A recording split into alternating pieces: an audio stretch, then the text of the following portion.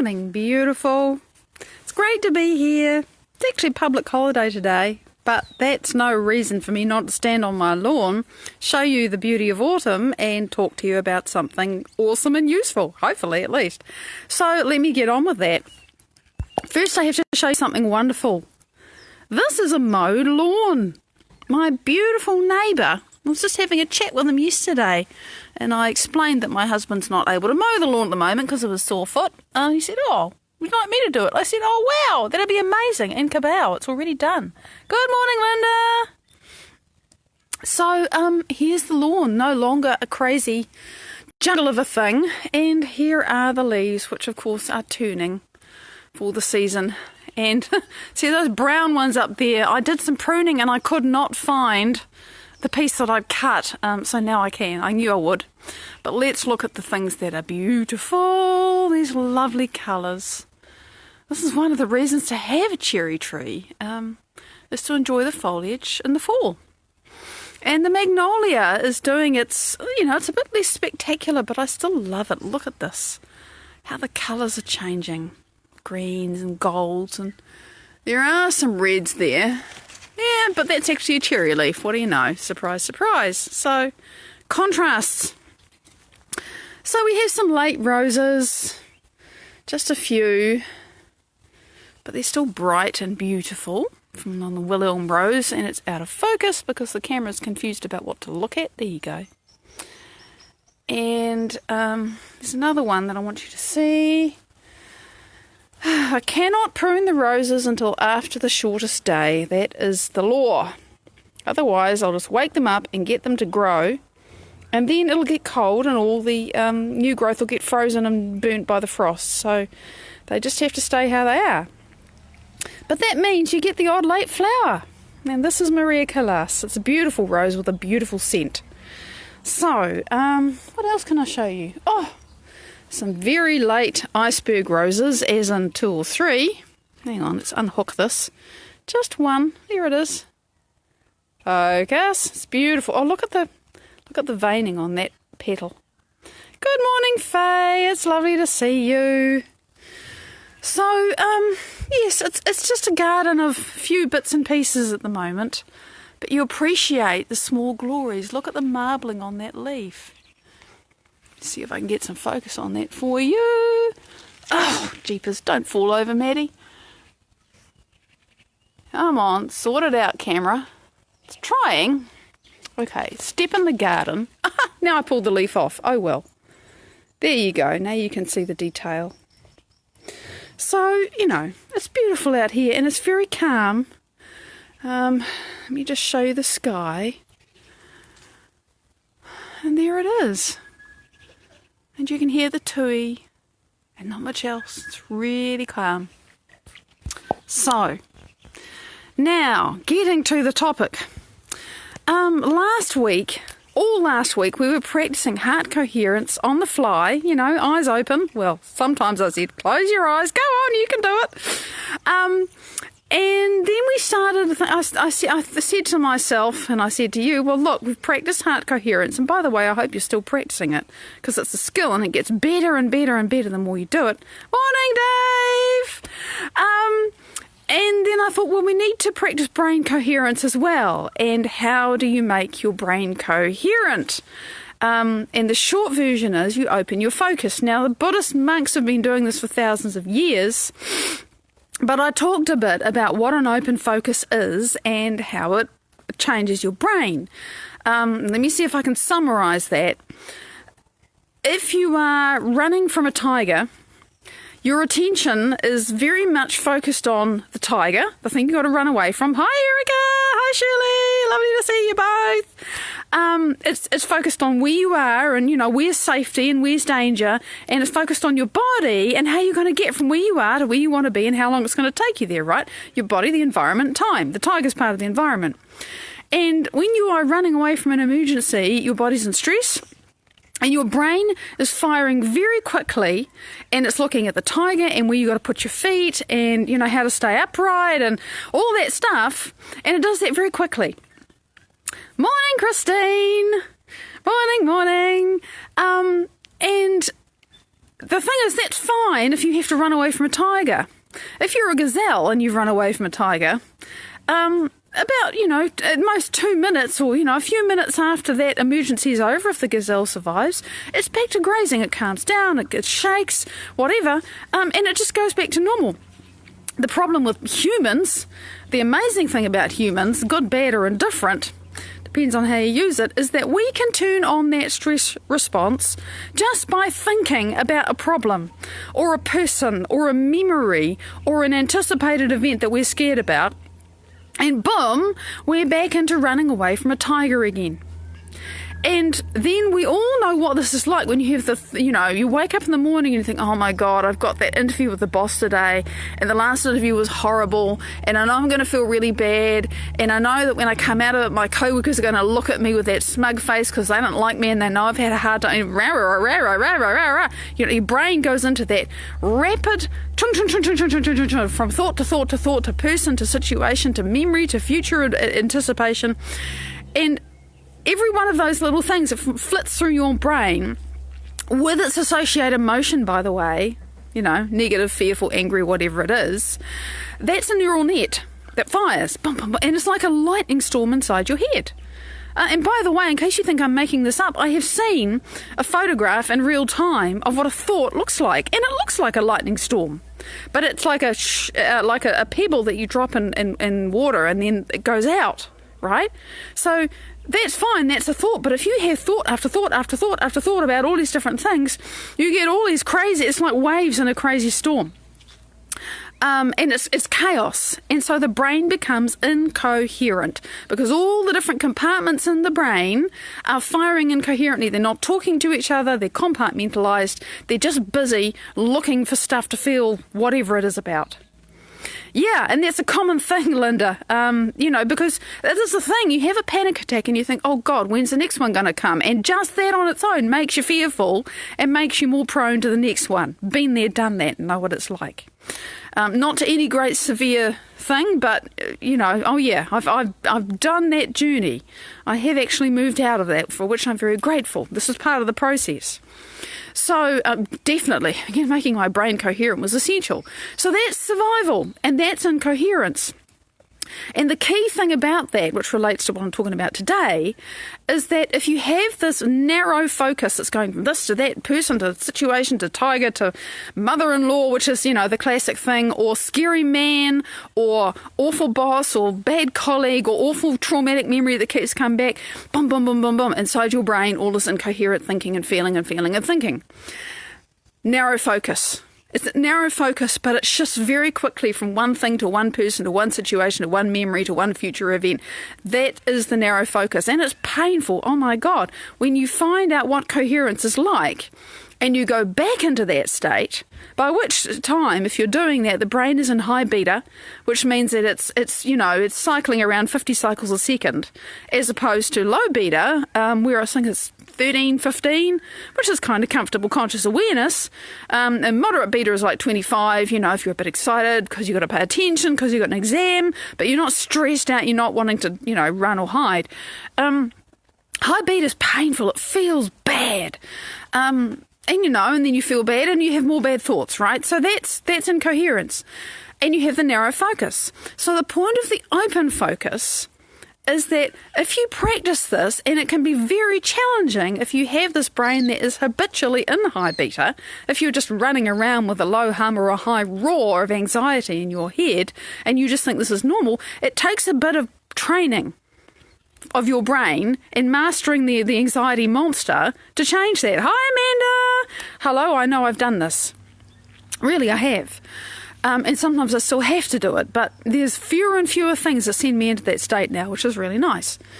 So opening your focus really is as simple as paying attention to the space around you. Which is like, really? And there's science about that?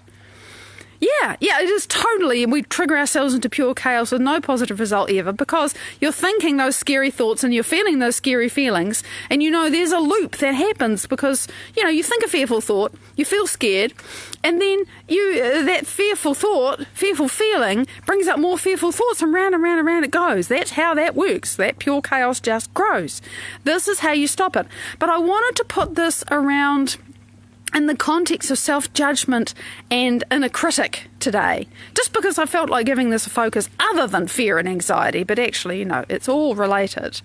Because I've had this myself, where the thoughts are just whirling and circling about how bad I was, or how awful it was that I did that thing, or how could you not realise that was a dumb thing to do, or whatever it was. And the thought goes round and round and round, and you just can't get out of it. Your brain just goes into a loop of beating up on yourself. Or your brain goes into a loop of fear, or your brain goes into a loop of, oh my God, I feel so sad, I feel depressed, everything that happened to me was awful and I just can't stop thinking about it, And whatever it is, whatever you're caught in, that loop is fundamentally a narrow and incoherent thing. So, now we're going to do something useful with that. Not just going to take you there and leave you there. Let's practice this. Now, you may remember we did this on Friday. We're going to do it again. And what was the thought I had on Friday, which is like 60 million years ago, about how I want to do this today? Whatever thought, if you've got a dominant running thought, right, that's going on in your head right now, the first thing I'd like to invite you to do is, okay, it's going on in your head right now. So notice it, and notice how it's going on in your body as well. You open your mind to the piece of it is what it is. Yeah, and that's, if you can do that, that's great, yes. So pay attention not just to the thought, but to how your body feels. Actually observe how your body feels when you're thinking this looping thing. And if you don't have one that's running now, fantastic. Put something that tends to be you on a movie screen. You don't have to go there. Just observe yourself, right? So notice the thoughts and notice the feelings. We're just paying attention. I do not really want you to dive into it and feel awful with it. I just want you to observe it. And notice how your mind wants to bore into it and look at all the details and kind of rev up the emotion that you're used to feeling around all of that. Speaking again from painful experience. So, okay. Now here's the fun part. This is where will comes into it. You actually have to willfully make a choice to put that down, to let it go. Sometimes I've said to people, put it on the workbench. You've been working on it, you've been poking it, you've been fiddling with it, you've been trying to fix it, you've been changing it. Put it to one side on the workbench. It's there, it's safe, we know it's there. Just put it down for the moment. Take your attention off it.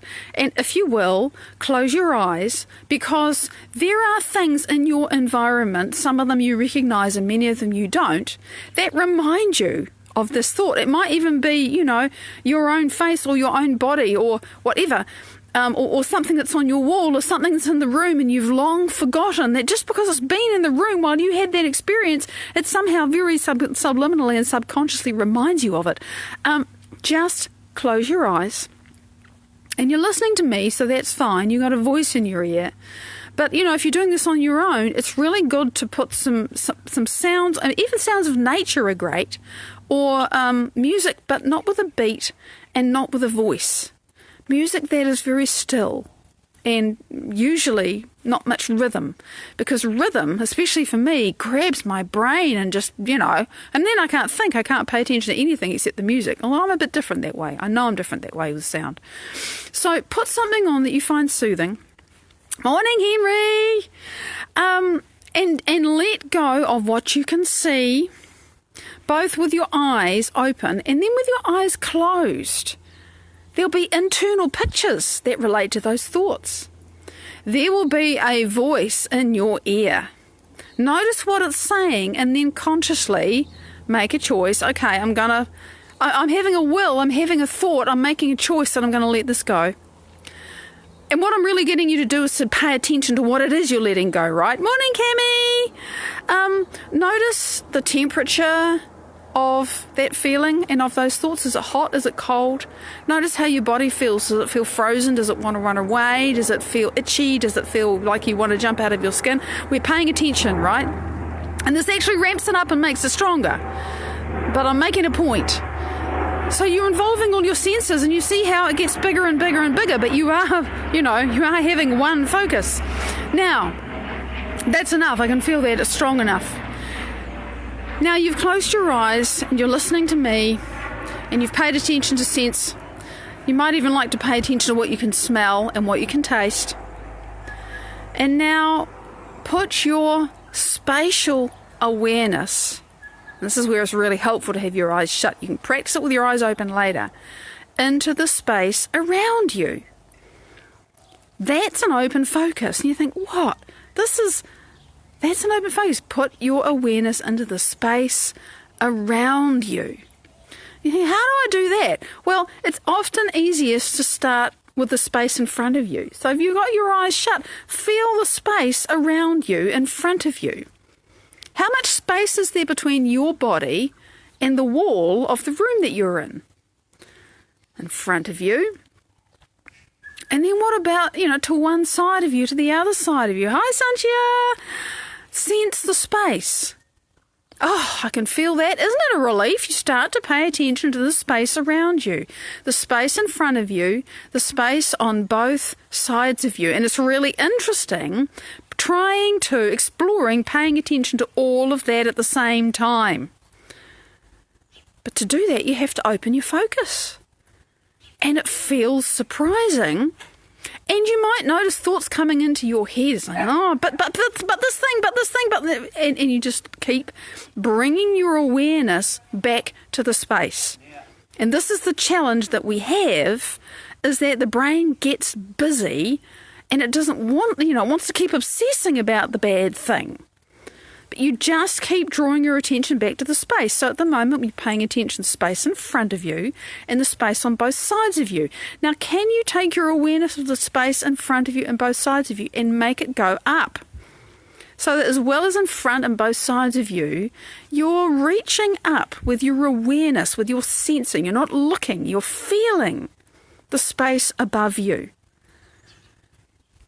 Yeah, and it does tend to make you go into your heart after a while. Depends what you're used to doing. Quite right, Sanchia. So let your awareness go up and let it go out to the sides as well. And let it go out in front of you. See, it starts to get bigger, right? Now, if your awareness has gone up, can you also let your awareness go down? Down, down, down. Not down into the dumps, but down into space. Limitless space. Can you let your awareness go down? Down. Down. Down. And to the sides and out and out and out and out. What's beyond that? How far can you go with your sensing of the space, feeling it open, empty, quiet? It's so good. Now here's the part that I really, really love. Keep your awareness out there. Can you let your awareness go back behind you into the limitless, unknown potential, empty space, behind you? Because you can't see it, but you can feel it. And it's open and it's empty.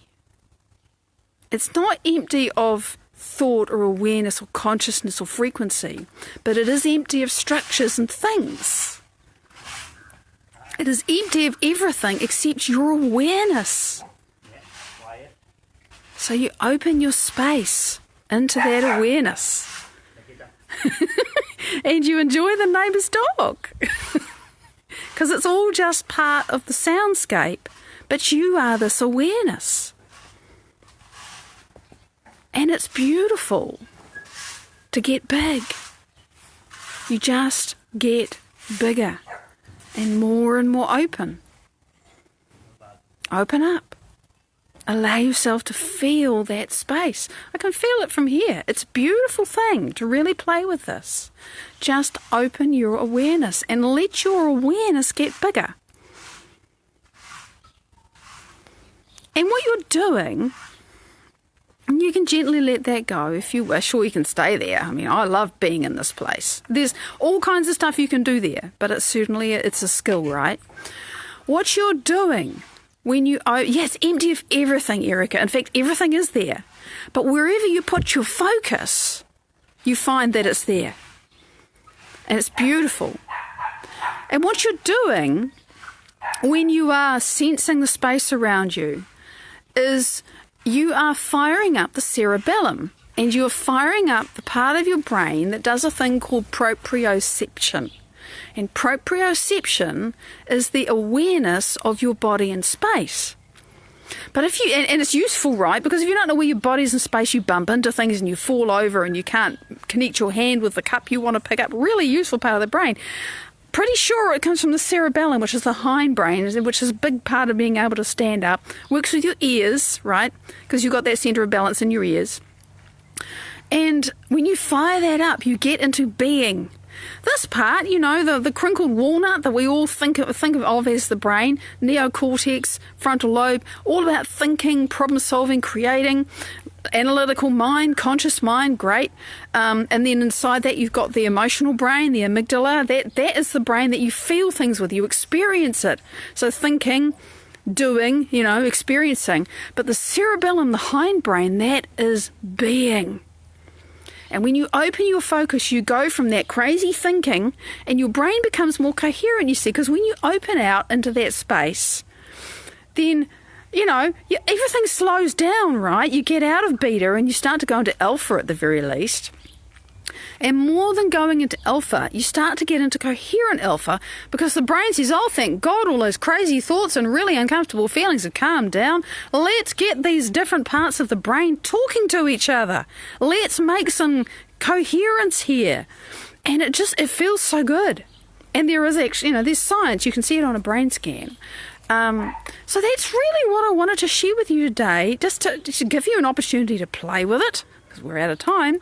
And, if you had a critical thought, nasty voice, whatever it was going on in your head, I bet you it's quietened a bit now. Yeah, it's so wholesome. Erica, I'm glad you love this. Go and watch and learn from Dr. Joe Dispenza, because this is what I learned from him. Buy his book, Becoming Supernatural, and you will find so much about this that you will understand and be able to apply. And if you're anything like me and you're dedicated to yourself, you'll use what you learn and your life will change. Okay?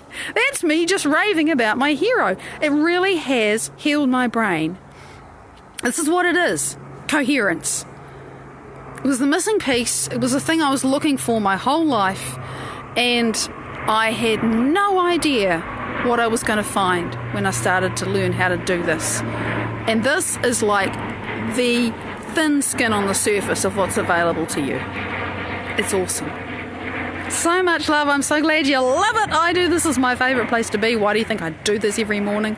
It's worth getting up for, I tell you. Very much love. I'll see you tomorrow. Bye-bye.